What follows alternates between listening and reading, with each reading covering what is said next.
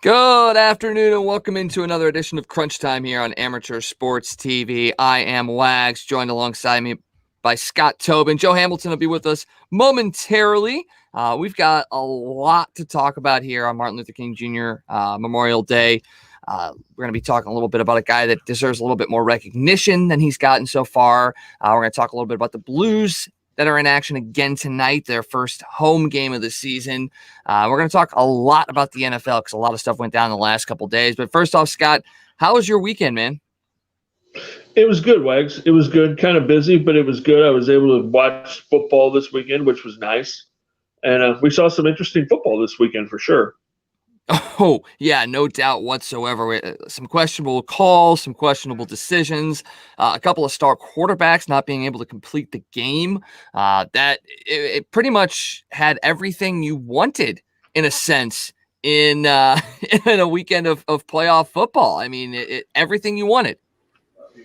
Everything you wanted. Although you never want to see star quarterbacks or star players get hurt in big games, but it definitely made for some interesting football. Some, like you said, some interesting decisions, and we'll get into it here in a minute. Yeah, and Joe's now joining us. Joe, man, how you doing? I'm doing pretty good, man. Oh, that's so much better. Hey, we talked about, the player safety aspect of sports and how certain rules in the rule books should be called. Wags, I know we're going to talk about the games here, but I want to get your thoughts on that non-call on the touchback that the Browns lost the ball in the end zone. Do you think that should have been called a helmet-to-helmet hit? What do you think? I mean, I didn't really see it as a helmet-to-helmet hit. It was, he did lower his head and made contact with the player, and the ball came out before it entered the end zone and then bounced out. I mean, it by the letter of the law, that was the right call. So, yeah, I mean, we were just kind of talking a little bit about the games and hadn't gotten into that yet, and people may not even know what you're talking about because we didn't really say that was the Cleveland Kansas City game or anything like that. Sorry about that. Yeah, that was on me, boy. Sorry. But I mean, I guess we could start there with Kansas City Cleveland. That was probably the second most hyped game of the weekend. Yesterday, you had Patrick Mahomes going up against Cleveland Browns, who really hadn't been in this position since 1994. Ended up being a really, really good game. It never really got out of Cleveland's reach. And then you talk a little bit about the fact that Patrick Mahomes ends up going out with an injury, a concussion, is not able to complete the game. We'll get into that in just a little bit, but what was your guys' impression of that game as a whole? I mean, it was a pretty good game. I think it showed to all those people that said, oh, same old Cleveland Browns, that they're not the same Cleveland Browns, that this is a team that's going to be a force to be reckoned with in the AFC over the next few years. And I've said this a bunch of times the last couple of weeks. Imagine they did that without their best wide receiver. Imagine if you add Odell Beckham Jr. to that mix, how much more dangerous that Cleveland Browns team could have been. Minus one interception, I believe Cleveland could have won that game. It was that damn close. I think there were a couple field goals in there that were missed that, and I talked about this while the game was going on yesterday. There were a couple field goals that were missed that, could have cost to Kansas City. And it ended up not being that way. And I mean, what more could you have asked for, though? Because you saw Baker Mayfield win his first playoff game. You knew that was going to happen. I was going into this game, I don't know about you guys, I was going into this game kind of on the edge. Like, is this even going to be a good game? Because Baker Mayfield is still a young quarterback. I don't know what your mindsets were, but I was kind of like, this could get ugly, but I was pleasantly surprised. There are a lot of young quarterbacks going into this game, so I don't know that you can look at Baker and say that he was a young quarterback, because look what he's done to Cleveland. Look at how he's progressed, just like we've talked about Josh Allen. I didn't have any questions about that. My biggest question was which defense was going to hold up. And it turns out that both of them played pretty well in big spots. I mean, yeah, the Chiefs put up a lot of yards, but the Browns kept them out of the end zone and kept themselves in the game by making them kick field goals. And they made a couple of them, they missed a couple of them, and that was the big thing that kept the Browns in the game, was that their defense bit, but it didn't break. Yeah, I mean, we talked about this. It might have been Saturday, about how I was really going back and forth on this game. Cleveland and Buffalo, in my mind, are the two teams that can stick with Kansas City in a sense of, you're not going to stop Kansas City. You're going to have to be able to score with them. Cleveland and Buffalo are two teams that can do that. And while the game we saw yesterday wasn't necessarily a shootout per se, both teams did enough to keep that game close. And like you said, Scott, the defenses on both sides were pretty good. I mean, we had questions about both defenses going into that game, not really sure what to expect, but they both showed up pretty well. And the offenses, while not prolific, they still did enough, I think. You look at what happened after Mahomes went out. Chad Henne came in and engineered drives to keep Kansas City ahead. It wasn't that they went down and scored, but he did enough to keep Cleveland from getting that ball back with enough time or with enough opportunity to really put this game in contention. It was a close game. It was a good game. I think that there were some missed opportunities on Cleveland's side that they probably should have won that game. I mean, I put it out in our hockey group text. As soon as Mahomes went out, I was like, the Chiefs are going to lose this game. It was 22-17. And, you got Chad Henne coming in. This is primed for Cleveland to step up and take a hold of this moment. They didn't, but I still think you have to be happy with what Cleveland did this year. And I'll posit this question to you, Scott. Is Odell Beckham the best receiver on that team? Because I really like what Jarvis Landry has done this year. He's stepped up. He's made plays when they needed to be made. I understand Odell's got the talent and the highlight reel catches, but I'd actually put Jarvis as probably the best overall wide receiver on that team. Yeah, I guess the way I would rephrase it is Jarvis is the guy you're going to go to make the consistent catches. He's probably going to be the guy that leads your team in catches. Odell's the guy that spreads the field, is your downfield threat, which they really missed yesterday. They didn't really have that. He's going to make a couple of those circus catches, the high point throws that you can't really do with him not on the field. So those are the kind of things that you really missed him. He spread the field, that kind of thing. And, the Browns did miss some chances. You look at that first half, and you've got to kind of ask about their offensive game plan in that first half, because they came out on that first drive after Kansas City scored, and they gave Chubb the ball 2 or 3 times, and I think he had 18 yards on 3 carries. Then Kansas City stopped him a couple times for no gain, and then the Browns totally went away from the run game the rest of the first half. It was like they didn't even try to touch them. I think Kareem Hunt had only touched the ball 1 time at halftime. So they kind of went away from their offensive identity in that first half. And, they were down, they were trying to come back. But then, in the second half, they come back out, and all of a sudden they start giving the ball back to Chubb, and he starts picking up yards. Hunt has a couple of catches, and then you see their offense get into a rhythm. So I think that's the big question you have to ask. They went away from their game plan a little bit in that first quarter, and penalties hurt them in that first half as well. They had a couple of drives that they were moving down the field that stalled. And then there's the big play that Joe's talking about at the end of the first half, where they're going down to score right before halftime, and you reach out for the end zone. And while it wasn't helmet to helmet, it was he definitely led with the crown of his helmet. He definitely did to the side. I mean, you could have called a penalty there, but in game speed, that's a tough call for a ref to make because you're watching the ball, you're watching the pylon. It's easy to see how that call got missed in real time there. And, you heard Kevin Stefanski say after the game that one thing Cleveland teaches is that when you're that close, you don't reach the ball out to the goal line, because at worst, if you don't do that, it's 1st and goal. So he said, they preach that, and his receivers know it is. In the heat of the moment, they made a bad decision there. Yeah, and, I question why that isn't reviewable. I mean, why can't you review plays like that? That's a big moment in the game right there. So, Wags, should that have been reviewed? Do you think the NFL should change that, or am I just harping on something?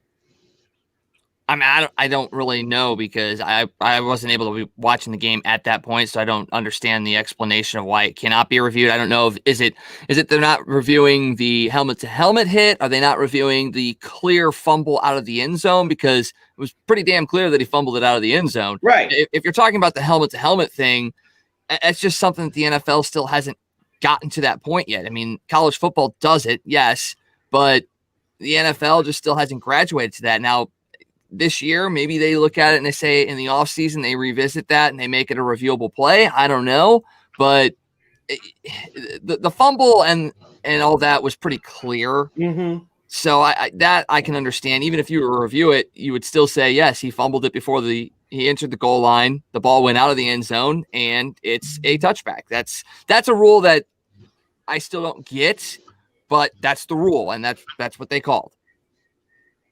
Yeah, and the problem you run into if you start making that a reviewable play, then are you going to review every questionable hit that could be leading with the crown of the helmet, or that it's a hard hit? Because then you're totally disrupting the flow of the game even more than you already are. And where do you stop that? What do you not flag? What do you not review? You just get into a slippery slope if you start reviewing everything. Yeah, and I was just going to say that too, because I was thinking to myself, I'd like to see everything that can be reviewable that should be reviewable. But if you do that, the game's gonna get longer and longer, and you really don't need that. Wags, I know. Yeah, have you seen how long? Sorry, Joe. I was just going to say, have you seen how long a college football game is now with all the reviews? I mean, if you're going to watch a college football game, you got to play in 4.5, 5 hours to watch a freaking game. I mean, that's good drinking time. I mean, if I have an excuse to drink for 4.5 hours guaranteed, I might take that. The game might not be enjoyable, and you may not be watching it, but at least there's a built-in excuse. Yeah, but then you get into that. So here's my question. We're going to jump sports. If you say, okay, it's okay, it's a good excuse to drink for 4.5 hours to watch a football game, then why is a 3-hour baseball game too long? I'm not the one complaining about it. I'm not the one complaining about it either. You see my point there. Oh, yeah. Yeah. Totally see your point. I mean, I guess if you're looking at it, the argument that can be made is that football is high impact in a sense because you're getting explosiveness, you're getting the hits, you're getting that physicality, whereas baseball is a little bit slower of a game, but it's still, the concept is still the same. I mean, if the purpose of you going to a game is to imbibe in adult beverages and enjoy company, what's the whole point of it being a 3-hour baseball game versus a 4.5-hour football game? So I get the point, I get the concept, but yeah, it's a little weird to me too. Wags, and go ahead, Scott. No, go ahead, Joe. What were you going to say? I was going to go toward the end of the game because I wanted to talk about that gutsy call, but go ahead. I want to get your thoughts first on what you're going to say. I was just going to say, football, there is a lot of football action in football, but when you get to that 4.5 hours and you start reviewing everything, it's not really enjoyable, and it's not a lot of action because it's a whole bunch of start and stop and start and stop. And when you're at a game, it's really bad because when you're watching it on TV, you'll go to a commercial break, you'll have announcers talking, whatever. When you're actually sitting in the stands, there's nothing happening. You're just sitting there for a minute or 2 minutes or 3 minutes, with nothing going on, and then 30 seconds of action, and then 5 minutes of sitting there, and then 30 seconds. It totally destroys the flow of the game. Well, if you think about it, if you're going to expand replay and review, you have to set a time limit, or you have to set an expectation that you get one look, and if you can't call it in one look, then the call stands, or something to that effect, where if you're going to make a lot more things reviewable, it has to be a quick decision. I mean, you can't, you're disrupting the rhythm of the game. You're disrupting the flow of the game. Yes, you're extending the game as well. But for me, it's more about breaking the rhythm of a team. When you look at it, you look at what Tom Brady did yesterday. Right. You look at what Patrick Mahomes does. You look at what these other teams do. When they're able to get in rhythm and just go, it's so enjoyable because it's bam, bam, bam, bam, bam. But when you start breaking that rhythm, A, the team doesn't factor in very well, and B, you have people lose interest. And I think that's the biggest piece. If you're going to expand it, you have to make it a cut and dried. You get one look, you make the call, and you go forward. I was going to expand on that, Wags. I would think you would put a time limit on it, like maybe a minute and a half, 2 minutes at most 2 minutes. That's it, and then you make your call. Whether people like it or hate it, that's the call. But I don't know. Is that too long, you think? Here's the problem with that, though. I understand your point. Yeah, if you're going to expand it, you got to make it quick, but you want to get it right too. So how do you say, okay, we're going to challenge this, we want to get it right, but we're only going to look at it one time? Because how often do you see a replay and you look at it the first time and you're like, oh yeah, we were right, and then you look at it from another angle and you're like, oh wait, that looks different, and then you look at a third angle and you're like, oh wait, I was totally wrong. So if you only get one look at it, there's a chance that you're doing that and you're still not getting it right. So I don't know that works either. It's a hard thing to try to totally get it right and figure it out. Well, case in point, I was watching the Flyers Penguins game yesterday, and there was an exact incident like that. It was second period, and Pittsburgh had a wide open net in front, threw the puck on net, and it was in and out quick. And on the ice, they called it a goal. Then you went and you saw the first replay, and you're like, oh, no, totally hit off the crossbar, no goal, cut and dried, simple. They showed you another replay. Yeah, it looks like it looks like it hit the crossbar, no replay. Then they showed you a third replay, and it was from a completely different angle, and you see the camera mounted in the goal, and it just shakes ever so slightly when the puck is in that general area, and you're like, holy shit, it's a goal.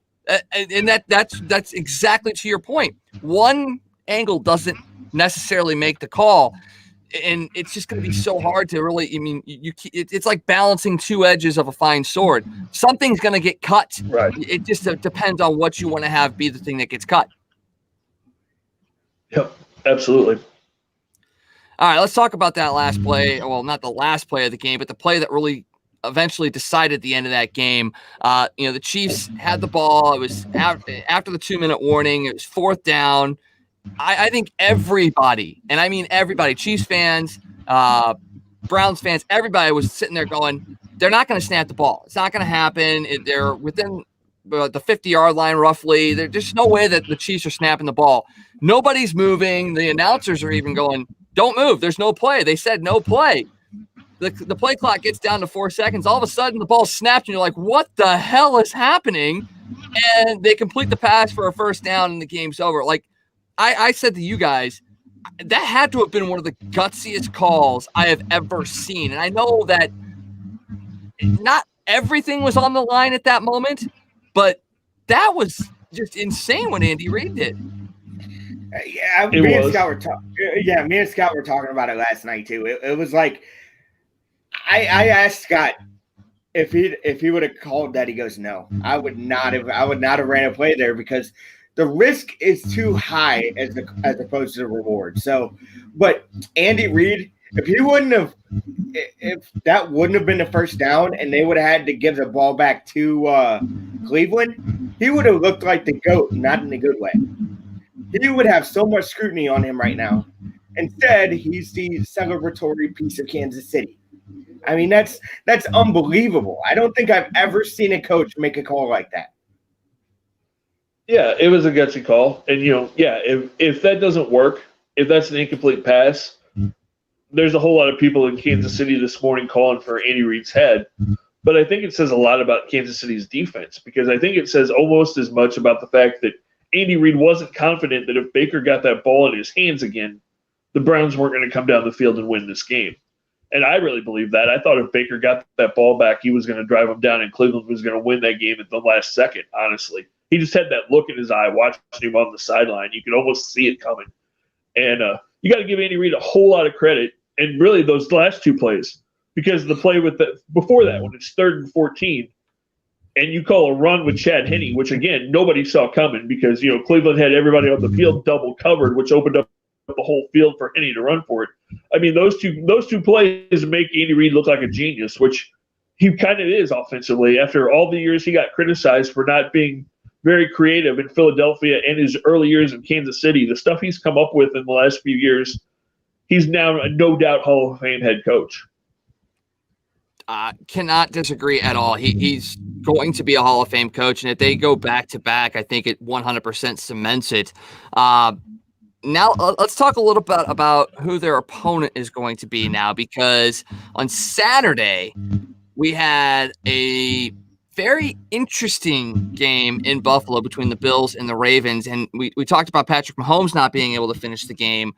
Well, Lamar Jackson did it first. On Saturday night, the Bills defense has gotten so much better as the year has gone on. At the beginning of the year, I even said it. I just didn't trust their defense. I didn't think they had enough to stop. I mean, you go back to that Rams game and them allowing LA back into it and almost losing that game.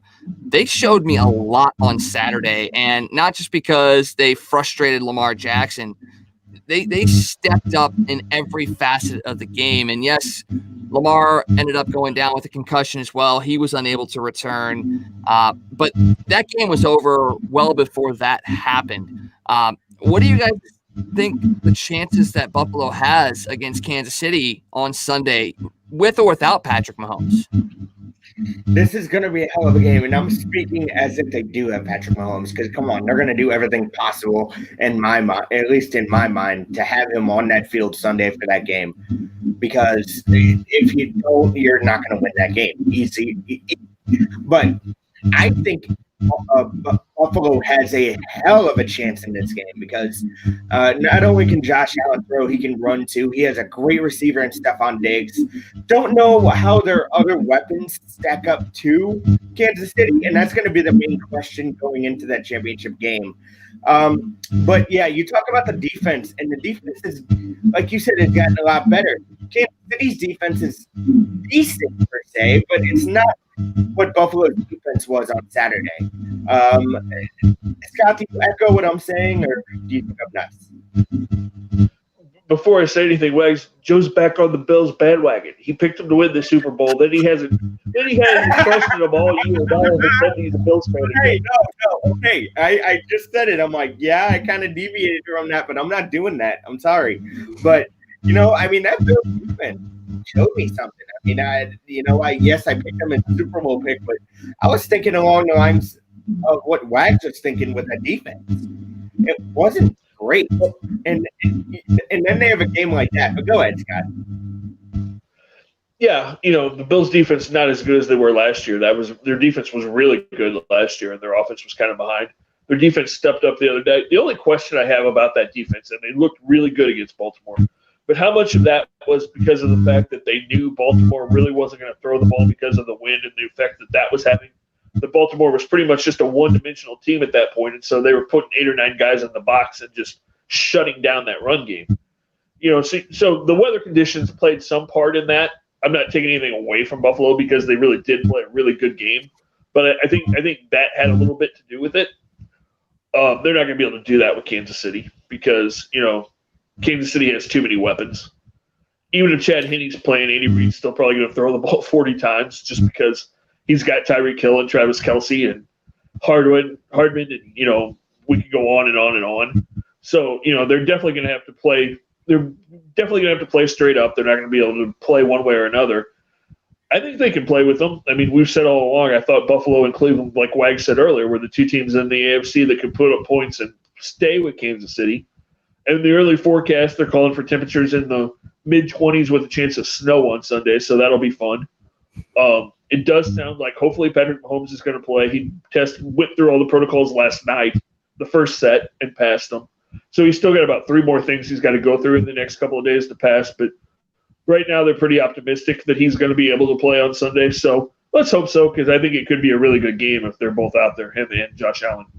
The one guy you failed to mention, those guys, was Sammy Watkins. He didn't play Sunday due to an injury, Saturday due to an injury, or Sunday, my bad. He didn't play Sunday due to an injury, and if they have him back, that's one more weapon.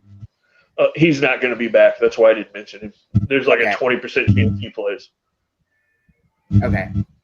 Yeah, I mean, honestly, that game on Saturday between Buffalo and Baltimore, it could have been a lot worse too.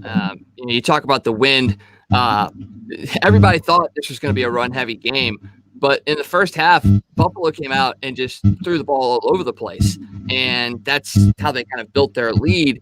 And it could have been a lot more because Josh Allen overthrew Stephon Diggs a couple of different times, and not just 15, 20-yard out routes. He overthrew him deep down the field. So it just shows you that Josh Allen has no fear when it comes to throwing in the wind or anything like that. He is going to be able to make the throws that need to be made in order to win games.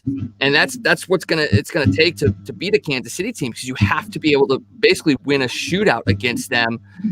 That's the mindset you have to have, is that it's going to be a shootout. Now, it may still end up being like what we had on Sunday between Kansas City and Cleveland, just a battle to get the best or the last field goal in a sense. But I think Buffalo has that mindset and that ability. It's not that they feel like they're the team of destiny, but they have a confidence in them that they are a good team that can challenge for a Super Bowl this year. Yeah, although it's going to be tough to go into Arrowhead, even though there's only going to be 20,000, 25,000 people at Arrowhead on Sunday. That place is going to be loud. One of the loudest stadiums in the NFL. It's going to be loud. Those fans are going to be crazy. And the one thing Buffalo can't do, their running backs out for the rest of the playoffs. They can't be one-dimensional. If Josh Allen has to throw the ball constantly like he did, Steve Spagnuolo is going to have that defense ready to go, and they're going to be rushing him like crazy. So Buffalo's got to at least have a little bit of a run game, and not just Josh Allen, because you don't want to have a chance of him having to run too much and get a concussion and get knocked out of the game because he's having to run the ball 10 or 15 times. But Buffalo definitely has to find a little bit of a run game at least to try to offset that pass rush. Definitely, and I want to say Buffalo has a real chance in this, but yeah, the running game is huge. If they don't have a running game, especially in the snow and the cold, which is there even an advantage in terms of the snow and cold? I mean, Buffalo's used to it. So yes, there's going to be a loud crowd in Kansas City, but that's why I say I don't know if there's much of an advantage here besides the crowd, maybe. And if you have Mahomes back. Well, and the crowd can make a huge difference, especially with a young team like that. You can see them. It can cause Buffalo to jump off sides, not hear snap counts, all kinds of stuff. So the crowd's going to have an effect. The weather's not going to affect Buffalo, no, because they're used to playing in cold and wind and everything else. So that's not going to hurt them. But the crowd in Kansas City could definitely have an effect on that game. All right, so let's say it out right now. I mean, we'll make our official predictions later on in the week, but just right now, with the information that we know, what is your gut reaction on who's going to come out of the AFC on Sunday? Go ahead, Joe. Let's hear this. I got to go Buffalo. I'm going to go Buffalo's going to pull off the biggest upset in the world, and Buffalo is going to be representing the AFC. It's the biggest upset in the world since they're a pretty good team. But yeah, that would be a good game. Wags, what about you? I'm going Kansas City. Patrick Mahomes is going to come back. They have a ton of weapons. The Bills' defense is done well, but the weapons of Kansas City are just going to be too much. And it's not going to be a runaway win, but I think it'll be convincing enough that by the time the third quarter rolls around, people are going to be like, okay, I think I know who's going to be playing in the Super Bowl. Yeah, I'm going to go Kansas City. I think it's going to be close, but I think Kansas City is going to win. I would say between a touchdown and 10 points, 7 to 10 points, probably final. Nothing wrong with that. That means it's a competitive game and a pretty damn good way to end a Sunday night, or at least going into the Blues hockey game against the Kings on Sunday. Let's jump over to the NFC. On Saturday, you had Green Bay and LA playing with a chance to represent the NFC in the title and the NFC title game. This was Aaron Rodgers basically saying, I want to play in a championship game in my home stadium with a chance to go to the Super Bowl. And he came out and he did that. Aaron Donald, not much of a factor in that game, dealing with an injury, obviously. And then you've got the Rams offense that, reading all the stories afterwards, everybody was saying the Rams offense was nearly perfect in this game. They looked really, really good. They scored 18 points. Like, how is that almost perfect? You got beat. You got beat pretty good, and yet you're okay with scoring 18 points in that game. Wow, that's about all I got to say about the Rams in that situation. What did you guys think of the game on Saturday? Go ahead, Joe. We know what a big Packer fan you are, so stop. Aaron Rodgers proved why he's the NFL MVP. He's been a great quarterback in this league for a long time. He has never played in a championship game at home. I don't think. Yeah, he hasn't at home. So this is huge for Aaron Rodgers. And you know how hard it is for somebody to go into Lambeau Field and win in the playoffs when it's cold like that, whatever. But, you know, they did what they had to do against the Rams, and the Rams were a far inferior opponent in my mind. I mean, you had a hampered Jared Goff. You didn't have Aaron Donald at 100%. They just, in my mind, didn't belong there. But now that Aaron Rodgers is in the NFC title game at home, you know, you want to say the road goes through Lambeau Field. It's going to be a tough road for the Packers because the other team who they're going to face in the NFC Championship game, their quarterbacks played in a few cold games in the year. So I'm saying this, I'm a Packer fan, but I don't know what I'm going to see next Sunday. I don't know what I'm going to see next Sunday. It was a hell of a game against the Rams, but it gets harder from here. Go ahead, Wags. I'm going to let Scott respond because he hasn't yet. Yeah, Joe stole my point from last night that I made to him that the team that the Packers have to play this week, they're not going to be afraid of playing in cold weather or in Lambeau Field. Nothing's going to intimidate Tom Brady, Rob Gronkowski, Antonio Brown. I'm pretty sure they've all played in cold weather in big games, in big stadiums, quite a few times. You know, I said when the playoffs started that I thought Tampa was the one team that could go into Green Bay and would have no fear and would beat the Packers. And you do realize these two teams played each other already this year, and Tampa beat them by 4 touchdowns. It was Green Bay's worst game of the year. Rodgers played horrible. That Tampa defense comes in there again, which is really good. Same thing that I said if Aaron Donald was healthy. If they hit Aaron Rodgers and knock him down a couple of times, I don't think that game's close. I think Tampa wins by a couple of touchdowns. Wow. Okay. Well, we were going to get to predictions in a little bit, but I mean, it makes sense. I mean, we've talked all season about it that if there was a team, cold weather, warm weather, what have you, that had to go into Green Bay and play and had a chance at winning, it would be Tampa Bay. They've got the experience, obviously, and it's the playoffs. And when it comes to playoffs, it's Tom Brady time. I was surprised that this game wasn't more wide open as far as scoring as it was. I mean, 32 points for Green Bay seems like a lot, but going up against a Rams defense that was kind of injured, I was surprised that more points weren't put up by the Packers. It almost seemed like I wouldn't say they were holding back, but it just didn't seem like they were firing on all cylinders. And when they played San Francisco in the championship game, that was the same sort of situation where they had talent. They had put up a bunch of points before that. They just didn't fire on all cylinders. And is that something that going into the championship game next week, you look at and are a little afraid of, that they might not fire on all cylinders and get embarrassed again?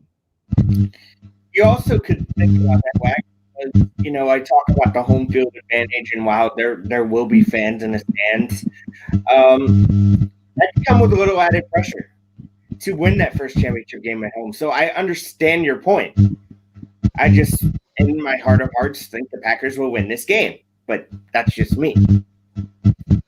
So wait, you just went from they're going to have an advantage because they're playing in Green Bay and no, I home to while they have the home field advantage. Yes, I said advantage. There's still going to be pressure.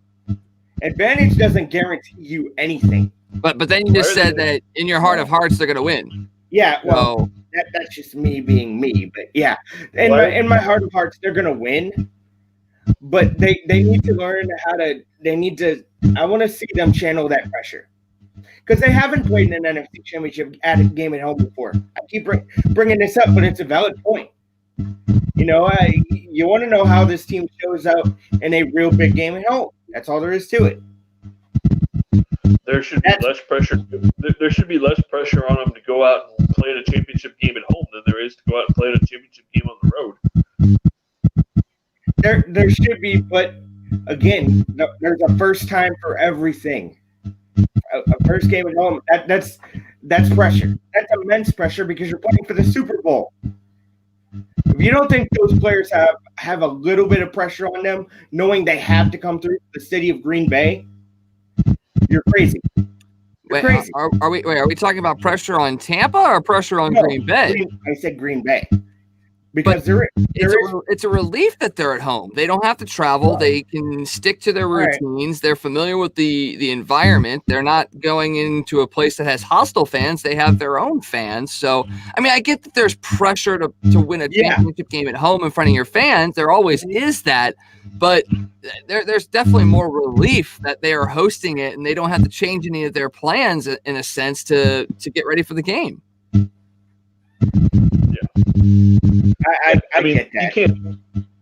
If they lose that game, the excuse can't be, well, they were playing at home in front of their fans and it was too much pressure. I mean, that doesn't make any sense.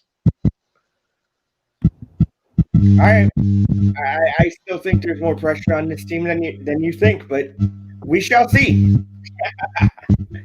Oh man, You guys think the Buccaneers will win? Scott said, "Why? What do you think, Wags? I mean, do you think the Bucs can go in there and win?"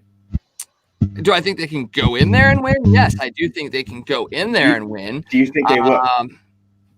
At this point, just gut reaction, I'm gonna go Green Bay, but that's not gonna be my official prediction because I think that there are still a couple of factors that I'm gonna look at over the next couple of days that may sway me to Tampa. I think right now it's a coin flip. I'm going to go with Green Bay only because they're at home. That's the only reason I'm picking them at this exact moment. Now, when I make my official prediction, it might change. It may not. But gut reaction, first instinct is to go Green Bay because they're at home. Okay. All right. I could see you changing that pick, Mike.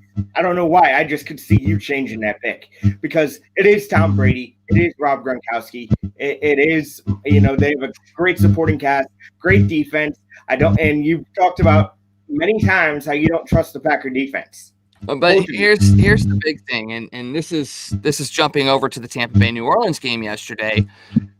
Tom Brady didn't look great yesterday. For the most of the game, he was the least rated passer in the game behind Jameis Winston, who threw one pass for 56 yards and a touchdown. He was the beneficiary of that Tampa defense creating 4 turnovers, giving them short fields and easy opportunities to score. I wouldn't sit there and say he absolutely engineered drives in order to get them in position to score. But once again, he does have the experience to finish those drives. So if the Tampa defense is able to put pressure on Rodgers, force some turnovers, give Tampa Bay some short fields, Brady's going to be able to finish those. Now, if you are tasking Tom Brady to go 90 yards to put up a score, I'm not totally in the, he can do it every time camp. I think he can do it, but it's not so consistent that I would bet the game on that. He's still the GOAT. He's still one of the best quarterbacks in the league ever. But being in Green Bay, and just like Rodgers, if Brady starts getting pressure and getting hit, it's going to be a long day at the office. I'm going to make a couple of points, and before I do, I'm just going to say, anybody that knows me knows I love Tom Brady. But look what Tom Brady did this year against everybody else except New Orleans. And you talk about him not playing that great last night. You got to remember that the Saints had the 4th-ranked defense in the NFL that he was playing against last night. Packers don't have that. Packers don't have that defense. And you got to remember when they played against Green Bay last time, I think Brady threw for almost 400 yards and 4 touchdowns. Or it might have been 5 touchdowns in that game. So, I just don't think Green Bay has the defense to cover all the weapons that the Bucs have. And while we talk about Gronk and we talk about Antonio Brown and we talk about Mike and we talked about Goodwin. The guy that could be the big key for the Bucs in this game is Leonard Fournette, because he's turned into a beast the last few weeks. So don't be shocked if he runs the ball 20 times in that game in Green Bay in the cold. Well, he's absolutely fresh. That's the thing. I mean, they were talking about that on the broadcast yesterday.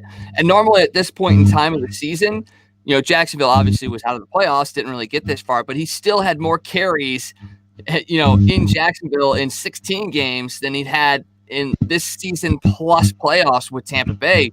And that's the thing. You get a fresh Leonard Fournette. It's not Derrick Henry, but you're still getting a beast of a back and a guy that can see the hole and hit it hard. If you're looking for a potential NFC MVP candidate, it's going to be Leonard Fournette. Yeah, absolutely. And then, he comes up in big games. He hasn't done a lot the last few weeks. But, you can almost expect Rob Gronkowski to make one or two big plays in that game, because he always does in the biggest games. As much as I don't like him either, it's just what he does. Yeah, that's the joy of having two former Patriots on your team, is that anything can happen, and I'm saying that through gritted teeth because I'm in the same boat as you guys. Don't like them, gotta respect them, and don't be surprised. Oh, boy. All right, well, we're going to have some good games on Sunday for sure. You've got, the Packers and the Bucs, and then you'll have the Bills and Chiefs. Two cold weather championship games. Before we move over from the NFL, I just want to ask you guys this, because it's a question that's still come up occasionally, not frequently, but occasionally. And it's more NFL purists that ask the question and debate it. Do you guys wish that there were more cold weather Super Bowls to showcase the NFL in different environments, or are you okay with having it at a neutral site, essentially, unless Tampa Bay wins and they play at their home stadium? Well, I mean, what would you rather prefer? I mean, for the game itself, I'd rather see it playing in cold and snow and 20 degrees. I realize that takes away from everything that the NFL Super Bowl is, all the parties and the festivities and all of that kind of stuff. I would prefer to have more weather. But for the actual just those 3 hours, I'd much rather see it playing in the cold than the elements in the 70 degrees weather. Well, for me, Wags, we almost had that. If you remember, there was a Super Bowl in New York in February. I was thinking, you know what? This is going to be our first cold weather Super Bowl we've ever seen, at least since I've been alive. I'm a little younger than you guys. I mean, most of the time when you guys were younger, Super Bowl was played inside and in Miami. So I would have loved to see a cold weather Super Bowl when it came to New York. But yeah, I feel like, you know what? Football is a cold weather sport. Baseball is a warm weather sport. Why not showcase the game as it was? Kind of like how the NHL does with the outdoor games. I mean, granted, it's not as big of a game as a Super Bowl. I get it. But I think it'd be a good idea, man. I really do. Yeah, I mean, I like to see it played in the environments that these teams have to go through. But to Scott's point, I do understand why they do it. I mean, it's not necessarily just about the game. It's also about the fans that are going there, or the fans, because a lot of it is corporate sponsors and all that kind of stuff. It's about their comfort and their ability to party and have fun. And, outside of New York, name some of these other cold weather areas, and what kind of entertainment and nightlife do these other places have that could match a Miami or a Las Vegas when it does get there, or San Francisco? I mean, I don't want to throw Phoenix in there because it's, Phoenix doesn't have like a super crazy nightlife, but it is still nice in Arizona. New York has that.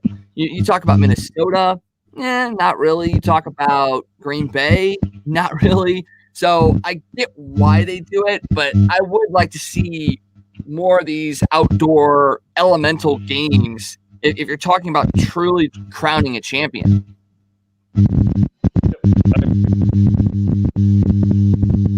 Yeah, totally agree. All right, let's jump into Martin Luther King Jr. Day. Today it's a celebration of the life and the struggles of Martin Luther King Jr. and his march to equality that's still going on today. His birthday was this weekend. 92 was what he would have been. But we're also want to talk a little bit about another guy that is celebrating a birthday that went through his own struggles, went through his own issues as well, that has a connection to the St. Louis Cardinals, and is somebody that has been fighting to get into the Hall of Fame for the last few years, especially, and someone that deserves to go into the Hall of Fame for what he's done as far as contributions to the game itself. And we're talking about Curt Flood.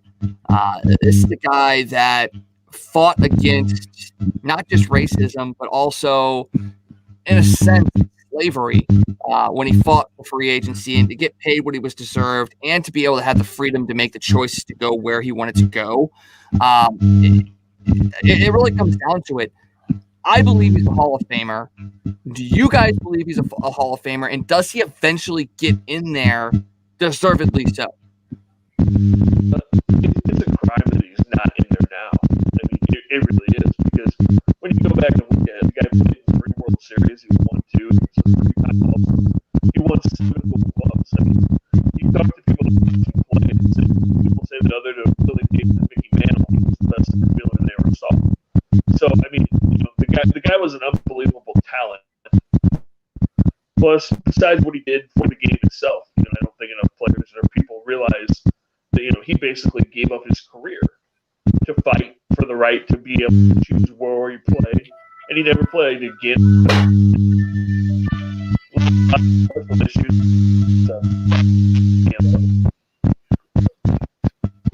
Yeah, this guy should be a Hall of Famer in my mind, and it was a good thing for the Cardinals to put him in the Cardinal Hall of Fame. I feel like it should have been earlier than when they did, and I was at that ceremony when his wife, Judy Pace Flood, basically had that long speech, and I didn't realize how long it was going to be. I thought it was kind of annoying at first, but when I thought about it, no, at first, but when I thought about it, I'm like, you know what?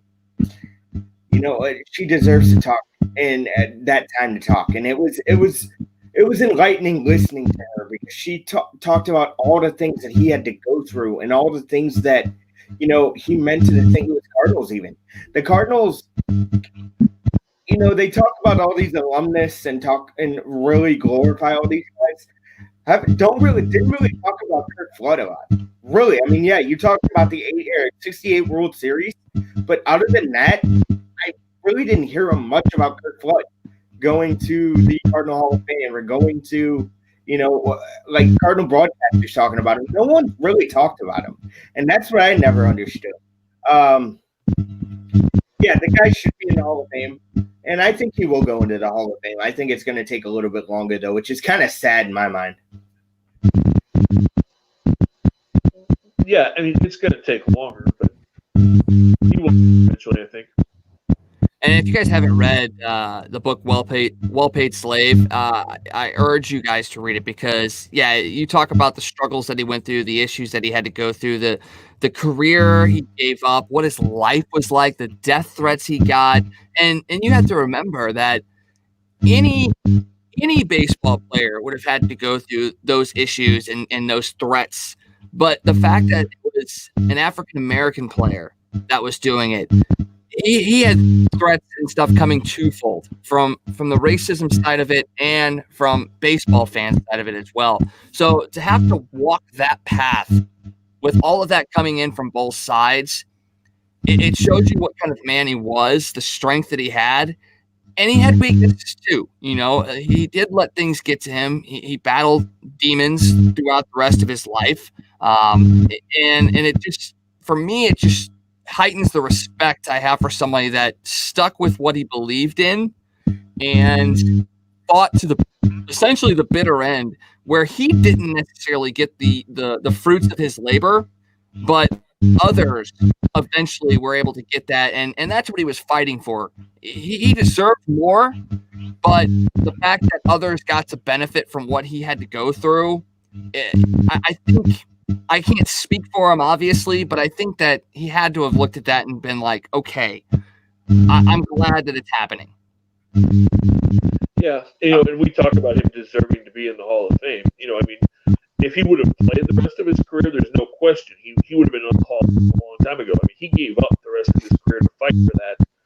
And about the book, which is a really good book if you want to read it. Also, HBO did a documentary called The Life and Times of Flood, which I believe is still, if you have HBO or you can stream it and see it, watch it, a really good video as well. But there's a lot of Bob Gibson. They interviewed Bob Gibson and Tim McCarver for that as well, and they both talked glowingly about what a man Curt Flood was, what a teammate he was, and yeah, he definitely deserves respect and the acknowledgement for everything he did for not only the Cardinals but baseball in general, and the generations of players wouldn't be making $30 or $40 million and being able to just jump 3 or 4 teams to the highest bidder if not for Curt Flood. And looking at his numbers, man, just based off career in baseball, I mean, he had a 293 batting average. And if he would have gotten to that 2,000 hit plateau, it wouldn't have taken much longer because he had 1,800 plus as it was. This guy's a Hall of Famer as a player, with his playing career. Now, I think he was on the fringe as a player, but knowing what he's gone through with this, yeah, it should have been a Hall of Fame a long time ago. Well, and Marvin Miller, the head of the Major League Baseball Players Association at that time, just got into the Hall of Fame as well. So right. The fact that he's in there gives more leverage to a guy like Curt Flood for getting in there, because without Flood, Marvin Miller, while a good PA, doesn't necessarily get into the Hall of Fame as well. So the fact that he's there, and yeah, once again, you hate to say, oh, well, a white guy got in to open the door for it. That's not how it's supposed to work. But because Marvin Miller is in there now, there's no excuse for Curt Flood to not be in the Hall of Fame. Right. He will get in at some point. It's going to take the Veterans Committee to get him in there. But he will get in, and at some point, someday down the road, hopefully his family, his daughter and his wife are still around when it happens. We'll see Curt Flood's picture out on the field in the stadium, and we'll see the number 21 retired, because he definitely deserves that. That he does. And once again, check out the HBO documentary, Life and Times of Curt Flood. Read the book, Well Paid Slave. They're both just great depictions of what he went through and the story of how free agency eventually became a part of the MLB lexicon. It's just absolutely great. All right, let's jump over to the NHL real quick before we get out of here, because the Blues hit the ice again tonight. It's the first home game of the season, the first time in about 10 months that the Blues have actually been on the ice at Enterprise Center for a meaningful NHL game. The San Jose Sharks come to town, a team that a few years ago was the bane of the Blues' existence. Then the hand pass happened, and everything in San Jose just effectively went away. The Blues are coming off that 8-0 debacle in Colorado. We're not going to get into that because, honestly, it's one game. Colorado's a Stanley Cup favorite. It's going to happen. You don't see those games very often, and when it happens to your team, it sucks. But you got to move on. It is what it is. They're 1-1. They're going to be playing a couple of cupcake teams here the next couple of days. So don't get too hung up on that. But you got some reshuffled lines tonight. Mike Hoffman drops to the third line. I don't see that as a demotion because of one game. It's more about just getting fluidity together and getting consistency together. What are you guys expecting tonight when the puck drops at 7 o'clock at Enterprise Center? I'm expecting more. I'm expecting tenacity. I'm expecting Binnington to have a bounce back game. I'm just expecting a little bit more defense that I saw in that game on Saturday or Friday night, because that defense, people want to talk about blaming the goaltenders all you want, but when you don't have defense in front of you, you're not going to stop very many pucks. So defense is the number one thing they need to focus on in my mind. Yeah, and I asked this question. I wonder how it had to do with the fact that they were playing 2 games of that thin air, high altitude that they're used to doing. That takes a lot out of guys. So that could have had something to do with it. I am interested to see how Benton bounces back. Those were rough games for both. That was a rough game for both of their goalies and their defense. So it's going to be interesting to see how they do. And hopefully they bounce back and play well tonight. Yeah. I'm expecting that as well. This team bounces back very, very well. Bennington obviously bounces back very, very, very well after a loss. I think they're going to be pumped up to be at home. There's going to be about 300 people in attendance as far as fans are concerned, a lot of frontline workers, first responders, nurses, doctors, all of that, which is great in my mind, totally well-deserved. I'm a season ticket holder, and even I'm like, hey, I'd much rather the tickets go to these people first because of everything that they've had to put in the last 10 to 12 months. It's just been insane. So if they can get one night of just kind of, hey, let's forget about what's going on and just enjoy some hockey, I'm all for that. It also helps that I don't have to pay for the tickets. So I could use the savings right now. I get that. I totally get that. Wags, I wanted to get into this real quick before we got out of here too. The fact that Sammy Blais gets 2 games for what the hit on Devin Taste, but the hit on Bortuzzo that effectively puts him on the IR with potentially a concussion, that has no repercussion. That makes no damn sense to me. Can you explain that, please? No, I can't because it's unexplainable. And once again, the NHL Department of Safety doesn't know what the hell they're doing. We talked about this on Blue Notes Pod yesterday. It's so consistently inconsistent that you can't explain it. I mean, we talked to the host of the Avalanche podcast, Tell It As It Is, and even he was like, I don't get it. It's some instances where a guy makes a really innocent play and gets suspended for 6 games, and then an egregious hit, and a guy gets fined $7,000, and you're just like, nothing matches. There's no consistency. There's no levels. Now, in the case of Sammy Blais, he's a guy that has had, meetings with the Department of Safety, so it's not like he's unknown to them for being a player that makes some hits, makes some, injures some guys occasionally, intentionally or unintentionally. He's known to the Department of Player Safety. Right. A guy like Valiant Nichushkin is not. But once again, looking at the optics, okay, the hit happens to Taze. He has to go through concussion protocol, but he's back the next game and plays. Robert Bortuzzo, and Blake gets called for a penalty on that as well in that game. Yeah. Then you have the Nichushkin hit on Bortuzzo, and while the replays show that he does let up a little bit, he still drives into the head. No penalty called. Bortuzzo leaves the game, doesn't return, goes on the IR, and they don't even say, hey, look, we're going to at least just call and talk to him. Nothing at all. And it just shows you once again how inconsistent the Department of Player Safety is, and it makes you wonder, are they really about player safety, or are they more about picking and choosing their battles? That's what I was thinking too, man. It's sad because, I always like to treat players equally there. First offenders or not, you still don't want to target the head at all. You need to have an example made out of you, in my mind. But that's just me.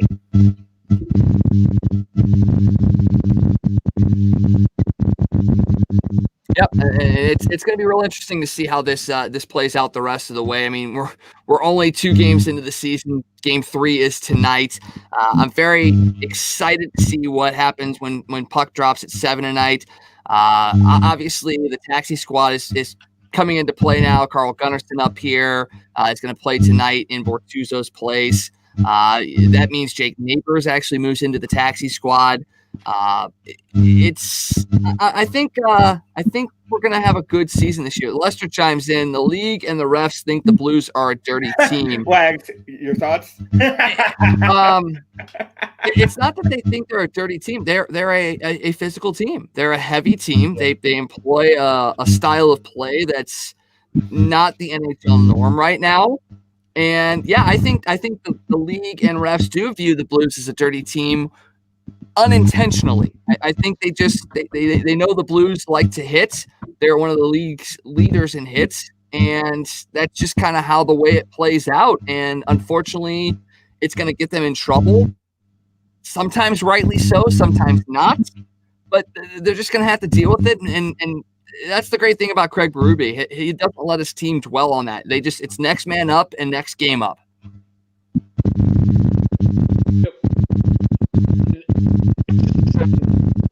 talk about all that. It's exciting to look back and see there's not fans in the stands tonight. That's what everybody just needs to look at is the positive things. I know those other things are frustrating, but how nice is it just to say there's going to be fans in the arena tonight? Oh, it's going to be really nice to hear it, to see it. Yes, they're going to be socially distanced and spread out, but just being able to see some people in there makes me feel excited about the fact that we're going to have fans in, Busch Stadium later this year, or, in Enterprise Center when we get to the playoffs. It shows you that we're progressing. We're slowly getting there, and look out, because when it comes back, it's going to be a lot of fun. Definitely. All right, guys, anything else before we get out of here today? A couple things real quick. You guys see Bill DeWitt was on with Danny Mac and said the Cardinals have officially made offers to Waino and Yadi, and they're just waiting for responses. He said basically he said the offers were out there, and he thought they were both just kind of looking around to see what was going on. But yeah, the Cardinals have officially made offers to both of those guys, and he expected there to be some other moves before they got to spring training. So no blockbusters probably, but he thought there would be some moves to add to this offense. So that's good to hear from the owner and the chairman. Yeah, especially after the Athletic basically ripped the Cardinals for not doing anything. So that's definitely good to hear. Hopefully we'll hear some more good news here in the next couple of weeks, especially as winter warm-up is now over and we're getting closer and closer to spring training. So that is excellent to hear. And also, Wags, me and Scott talked about it last night, and he seems to think, and Scott, just go ahead and you said a big move may not come to, if they're in it by the trade deadline, you think that's the big move? Yeah, we talked about this. I'm not the only person that said this. It's kind of been echoed around lately that if the Cardinals are in the hunt when you get into June or July, and a better idea of what the crowds are like, what their finances are like, they very well could make that big blockbuster move at the trade deadline, whether it be in Arenado or a Trevor Story, one of those guys. Get them in here, let them see what it's like playing in front of Cardinals fans for a couple of months, and then sign them to a long-term contract, which is kind of the Cardinals' MO when you go back and look at the big moves they've made over the years. So a lot of people start to think that what the Cardinals do, that they go get like a Rosario or a Jock Peterson to kind of offset the offense, hope Dylan Carlson and Goldie and carry them until you get to that point, and then maybe you make that big move. It is totally the Cardinals' MO, and it wouldn't surprise me if that is what eventually happens. Like you said, getting into fans being in the stands and all that. Interesting. If you didn't get a chance to read it, Dan Buffa put out some stuff as well, and I know people have their own opinions on Buffa and what he writes and his views and all that. But he put out a tweet either last night or today. It basically said it's hard to believe that in 1 year the Cardinals, quote unquote, lost so much money that they couldn't go out and make big moves. Something to that effect. Definitely not quoting him verbatim on that. But it is interesting that, one season of lost revenue and this team doesn't do anything. Now, granted, that can all be rectified, by re-signing Yadi and Waino and maybe even Wong and bringing in another guy.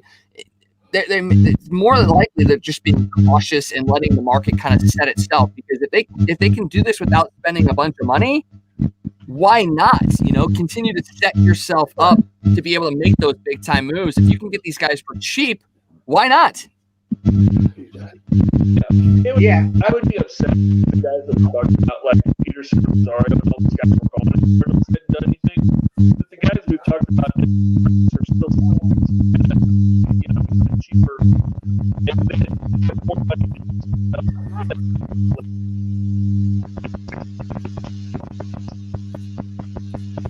Yeah, we completely lost you, Scott. Try. I don't know. This would be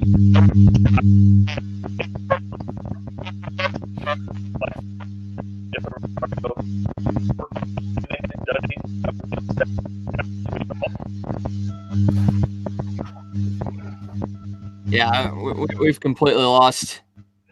We can't hear you at all on anything. So I think I get where you were going with that, about the fact that if Peterson, Rosario, those guys were not there anymore and the Cardinals hadn't made any moves, that it would be a little bit more disappointing.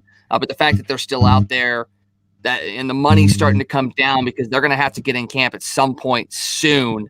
Their demands are going to have to come down a little bit. It's actually going to be more beneficial for the Cardinals, setting themselves up for a potentially big time move at the deadline when they know a little bit more about their money situation and how things are going to play out for the rest of the year. So it's going to be really interesting to see. February 14th, 15th, 16th, that time frame when spring training's regularly open is fast approaching. It'll be very interesting to see how things play out between now and then. We'll keep you guys updated on that as much as we possibly can, especially on our nightly show here on Facebook, YouTube, Twitter. You can catch that on Amateur Sports TV, Crunch Time Nightly. Make sure you catch our podcast wherever you can find podcasts, usually out on Monday nights, and also our radio show Sundays 9 to 11 a.m. on KYRO 1280 AM, 105.3 FM. Great show again today, guys. Lots of stuff to talk about. Cannot wait for Championship Sunday coming up this week. Going to be a lot of fun. Make sure you catch that Blues game tonight at 7 o'clock if you can watch it. If you can't, find a way, because there are ways to watch it. And I don't advocate for anybody joining the St. Louis Blues Lounge, but join the lounge and you can at least get a stream through there. So for Scott, for Joe, I am Wags. Until tonight, have a great rest of your Monday.